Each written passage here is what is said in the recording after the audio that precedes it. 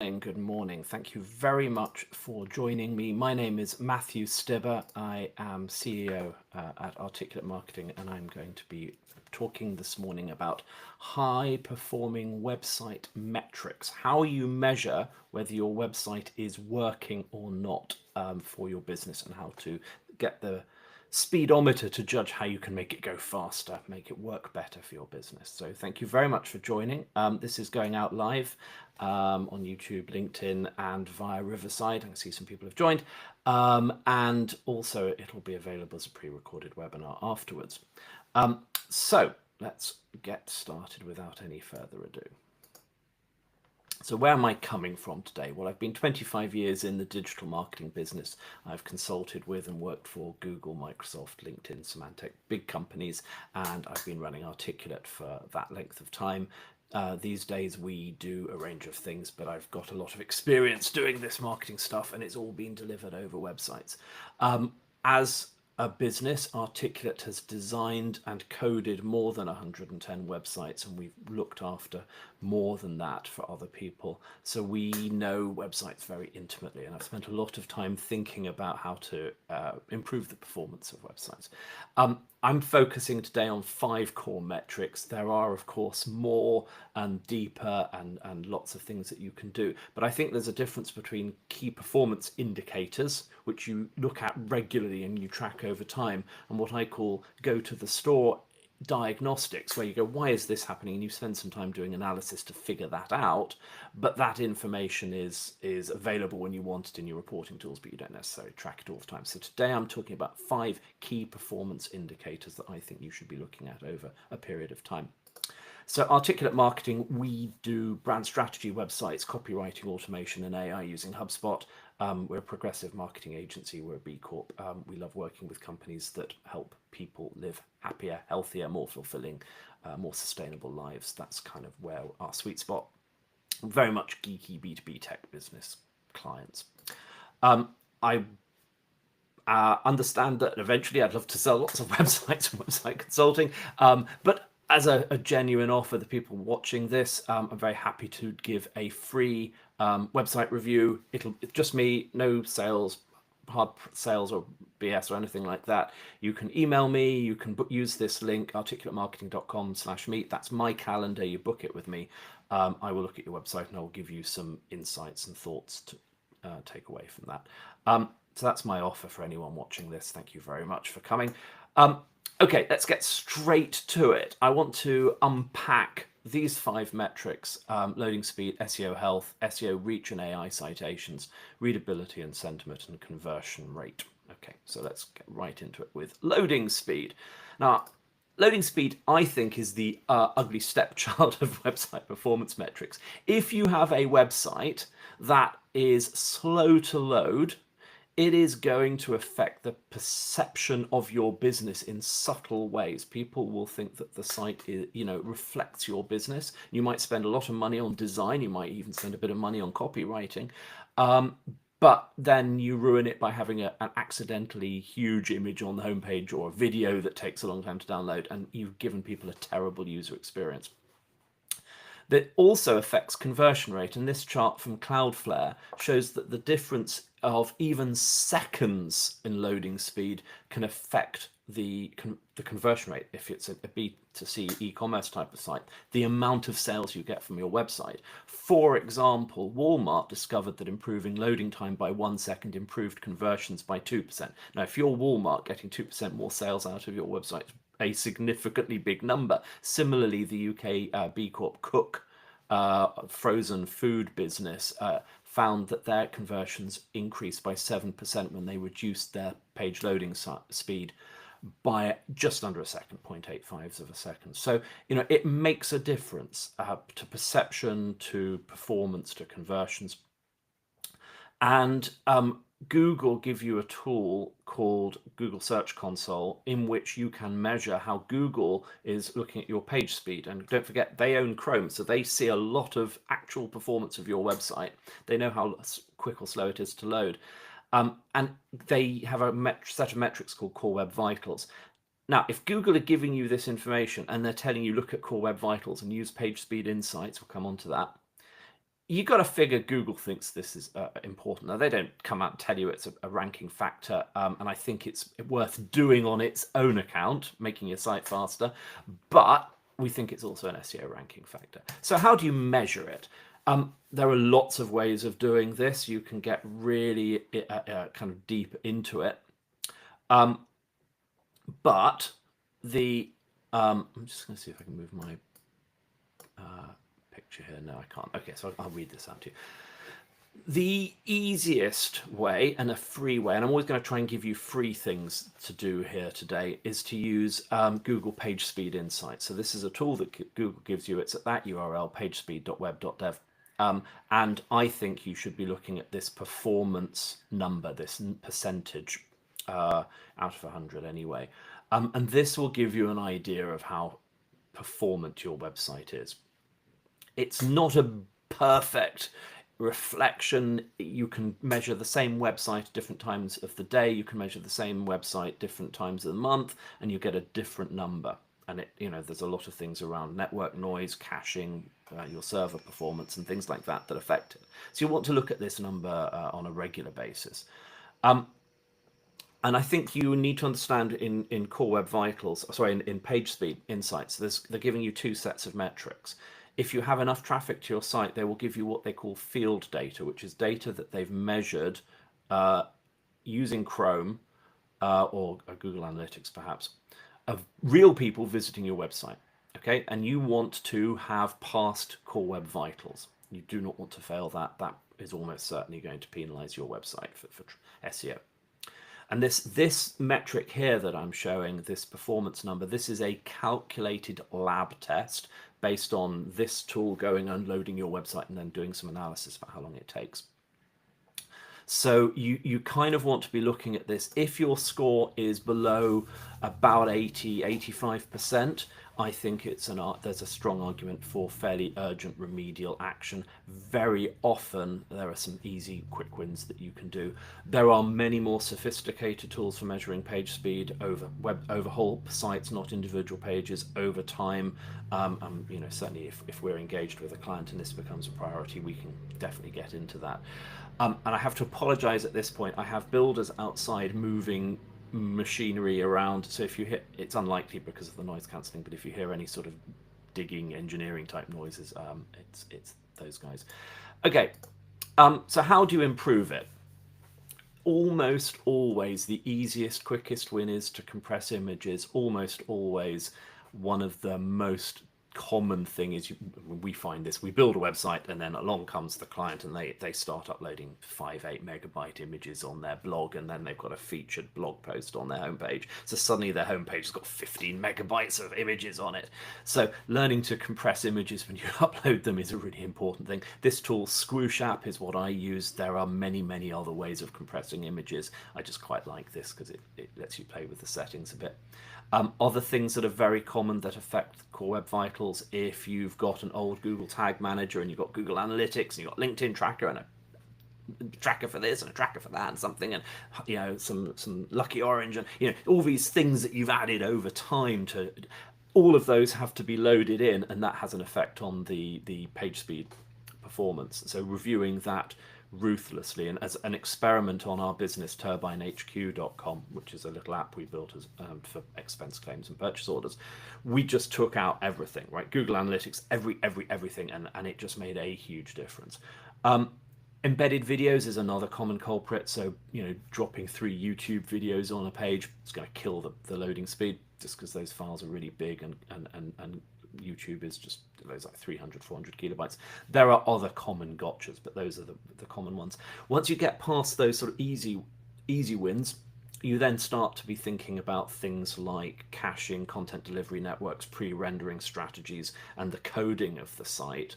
And there are techniques that you can do. And we often find it quite interesting to see, we build sites that have really light code. I mean, it's like 250, 300 kilobytes on the page just to serve the page and run it. And then clients will end up with 3, 4, 5 megabytes of stuff that they've added. I mean, just building the page, pictures, text, animations, videos, and stuff like that. And we kind of carry the responsibility for the page speed performance, but we're not always responsible for what goes on the pages. So efficient coding is important, and the infrastructure that you use. If you're on WordPress, I mean, we like WP Engine. There's lots of tools you can use to compress websites. We like building on HubSpot. That's got lots of pre-rendering and caching and content delivery stuff built in. It's very easy to deploy all that. The most important thing is that you keep looking at this, because you can fix all this stuff once, and then 6 months later you've added 10 new pages and somebody's uploaded something, changed something, and it's broken again. Also, the standards and the targets evolve over time. So keep this under review. If you launched a site a year ago and you haven't looked at it since then, or we find this very commonly, you can build a site that is beautifully designed, works perfectly, everyone's really happy with it, and then the developers haven't paid any attention to image or to page speed at all. It's not been a criterion that they've been working against. So if you've just launched a website, check this stuff. Okay. Next thing, SEO health. So I've talked in previous webinars about AI overviews, AI optimization, AI search, and how people are often finding the answers they want through Gemini or AI overview on Google or whatever. Fine. That is kind of true, and the landscape is changing. But Google still delivers 5 trillion searches or more a year. Probably our friends at SearchPilot reckon it's about sort of 5.6, 5.8 trillion, something like that. So there's a lot of searching still happening, a lot of Googling going on. And it's a source of traffic, right? So the thing here is lots of things in SEO you can't control. You can't control Google's algorithms. You can't control the rise of AI. You can't control what your competitors are posting, ranking for, how they're performing. So SEO site health is probably one of the few things you have absolute 100% control over in SEO. So we think it's worth doing. And often a lot of things that you do to improve SEO health go alongside, you do them anyway if you knew that you had to, or knew you could, or you had the metrics to track it. So it improves user experience. I mean, things like fixing broken links is just good for users, but it's good for SEO too. We think a lot of these things are SEO ranking factors, so why not fix them, try and improve your position. And also you get to improve the appearance of your results on search engine results page. So, the title and the meta description, you get to control that in some cases. Sometimes Google overwrites it. Why not? Why would you not want to do that? Why would you not want to put your best foot forward there? So again, all of these things are good things to do in and of themselves, but they also have an impact on your search performance.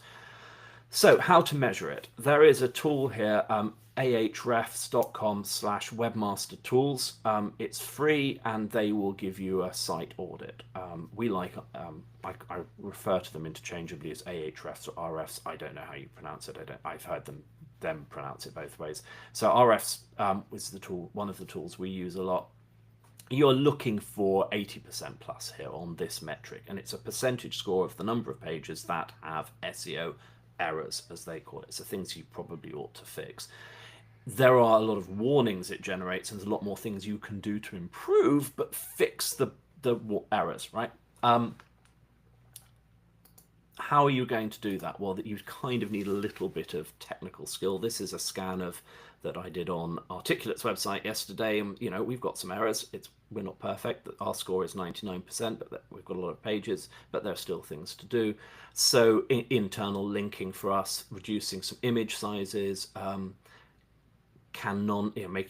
canonical URLs having internal links is the same thing as links, adding outgoing links, and so on. There's just work through that backlog. Things that you can do without being a website genius: definitely fixing broken links, improving images, fixing JavaScript errors. Often that's because you've added a plugin that's got a bug in it. In WordPress, that happens quite a lot.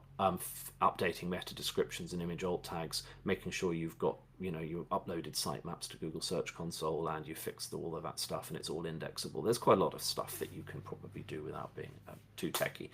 The way we approach these problems, and I think this is a good model for anyone, is in sprints. You build a prioritized backlog of things based on effort required and perceived value, trying to maximize the results for the time you spend, and you work down the backlog. You spend maybe a day, a month doing an SEO sprint, and you fix as much as you can in the time that's available. It's like painting the Forth Bridge. You'll never finish. There's always going to be SEO stuff to fix. So you just kind of keep working at it and just decide how much time you can allocate.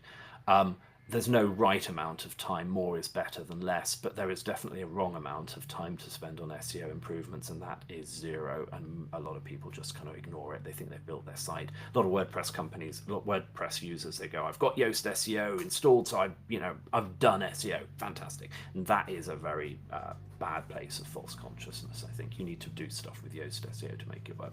Okay.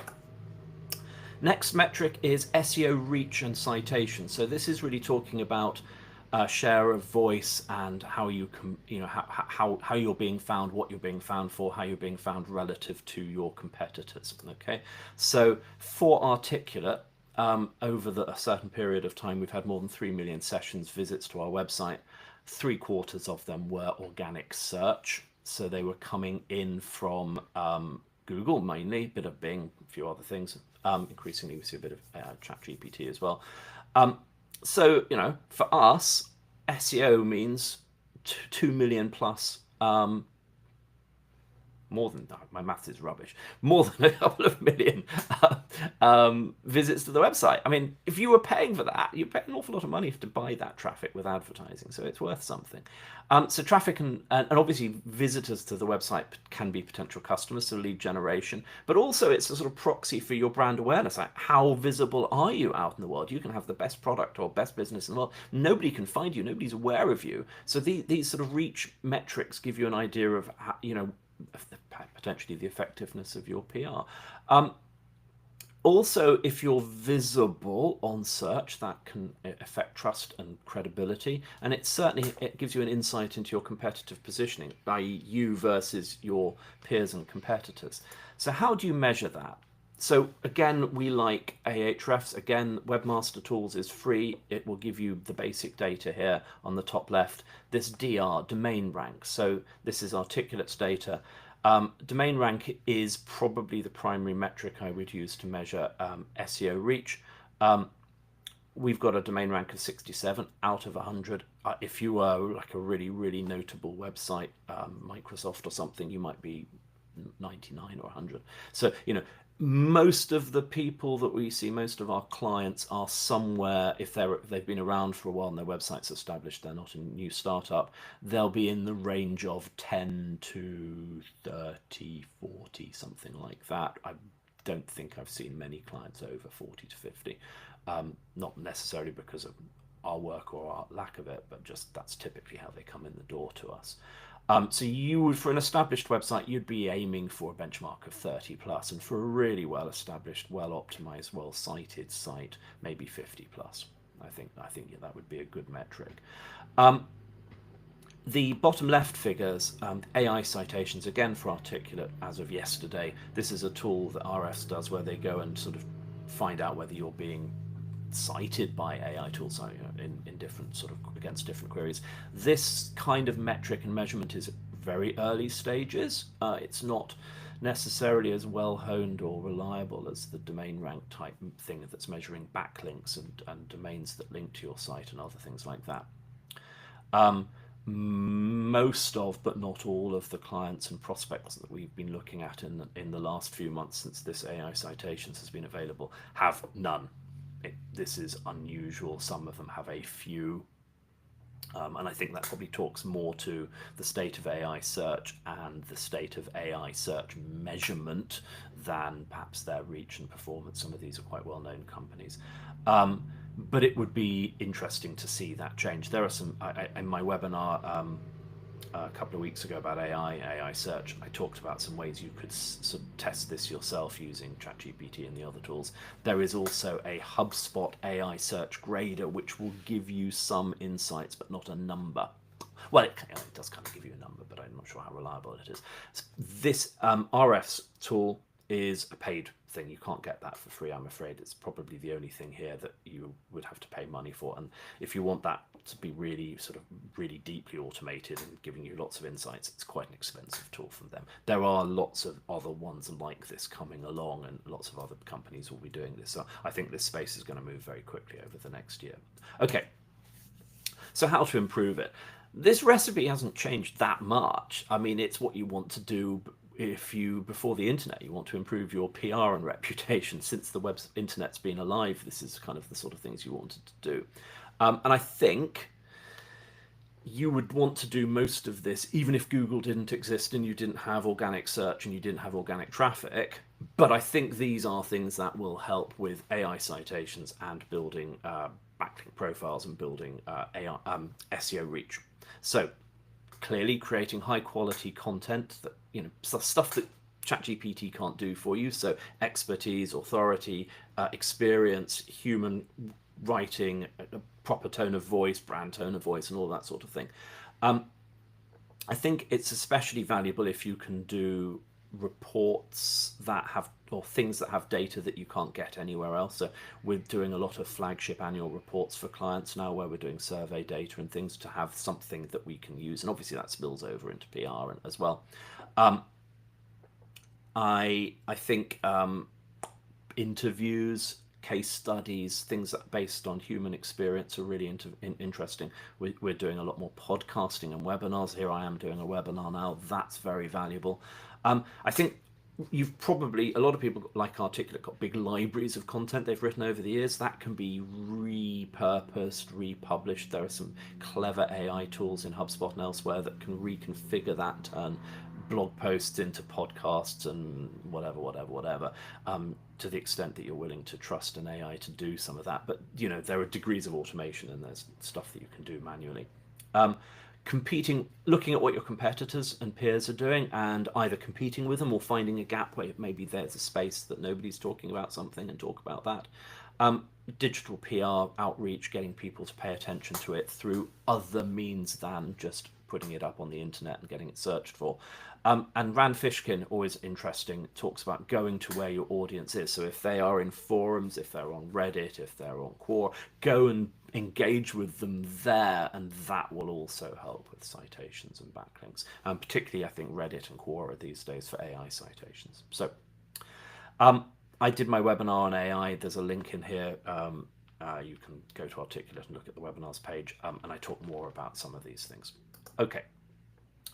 Metric number 4, readability and sentiment. Well, I'm a dyed-in-the-wool writer. I've been writing for B2B tech companies for decades now, so I care quite a lot about this.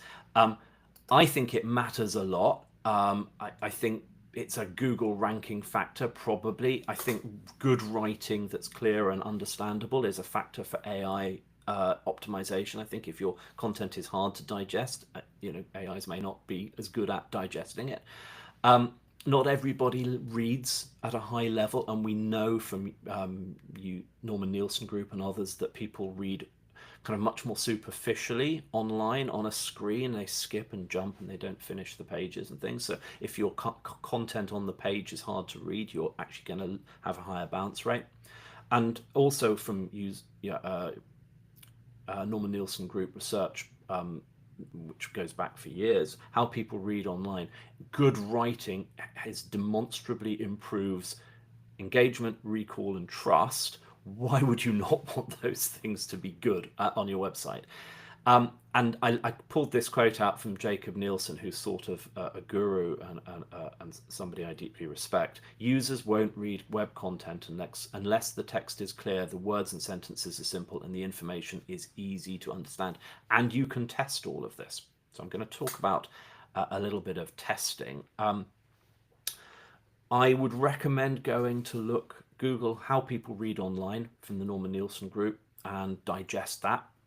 And I would suggest, if you're thinking about the website copy, you might want to think about the investment you make in the website versus the investment you make in the website copy.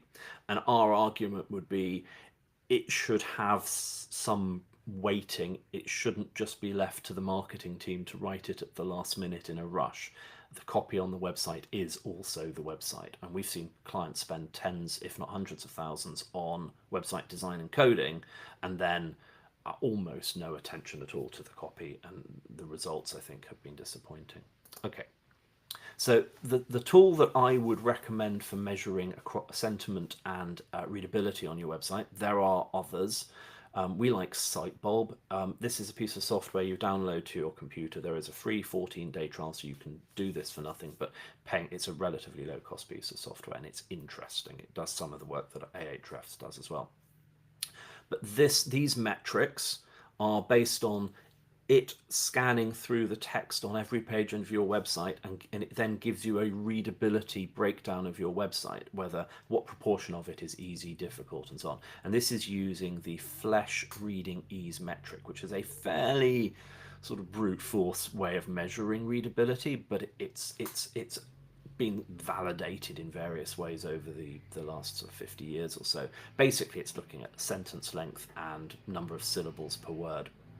And using those as proxies for complexity, and measuring the scores that you get when you measure those things against reference texts that have been tested with readers of different ages. So it gives you a sort of a pretty well calibrated readability score.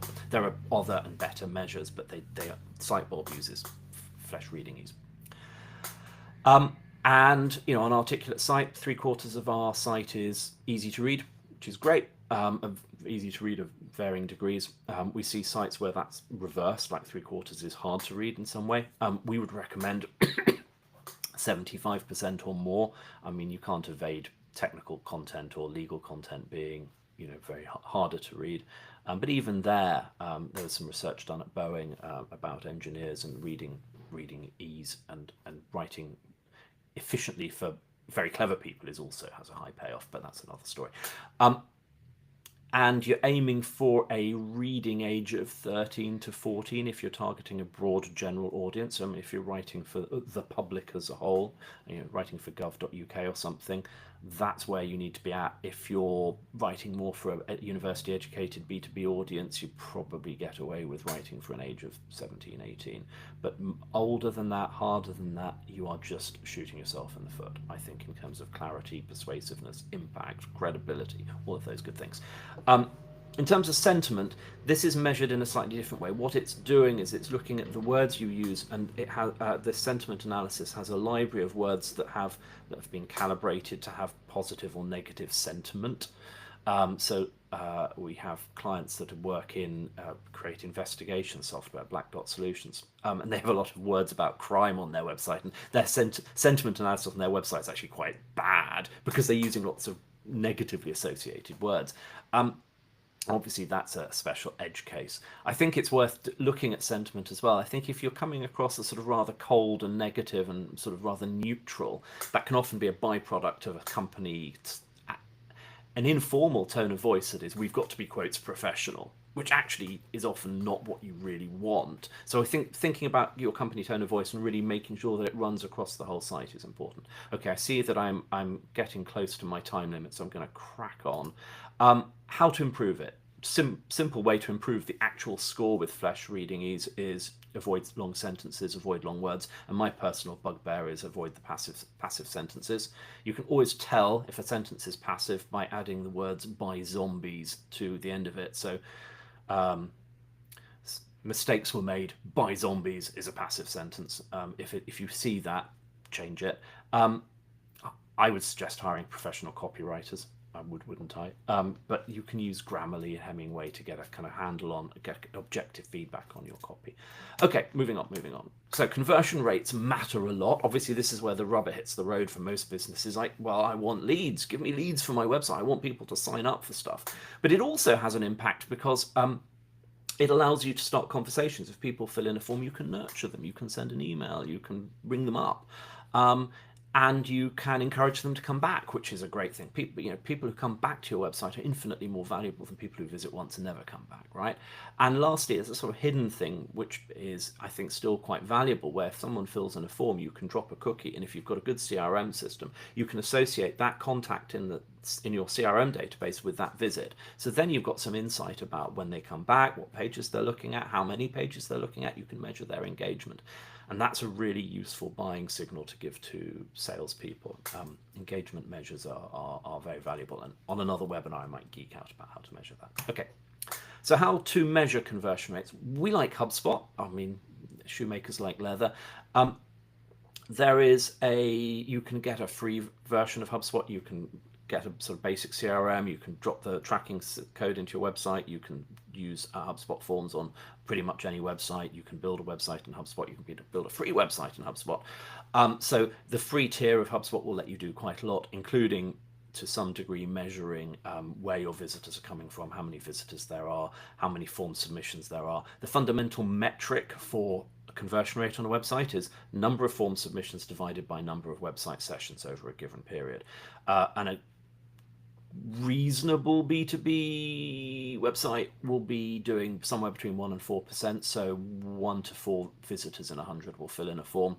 If all you've got is a contact us page with a standard thing and the website's completely unoptimized, you're more likely to be 1 in 1,000, 1 in 2,000 visitors converting. So there's clearly a huge difference between 1 in 1,000 and 4 in 100, and getting there requires quite a lot of work, but having great content that people want, communicating the value, building good pop-ups and landing pages and hello bars and A/B testing and cohort testing, all of that.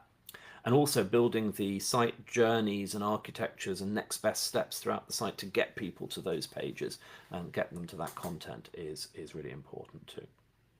So, in summary, I am recommending that if you do nothing else, measure your site's loading speed, your SEO health, your SEO AIO reach, readability and sentiment, and conversion rate. With the tools that I've outlined here, you could get KPIs for each of those. It would take you maybe 10-15 minutes once a quarter to do that, and just see where you get to. Just measuring it is fine, but obviously you then need to do something with those metrics to try and improve that, but it will then give you a yardstick of improvement as well. Obviously there is a lot more that you can measure, a lot more that you can investigate.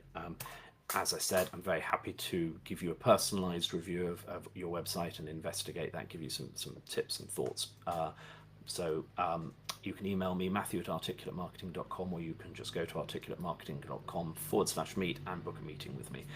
And we are 3 minutes over, and we've reached the end of this. Thank you very much for joining me today.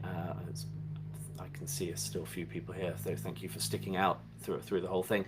Hope you have a wonderful day. Thank you. Bye now.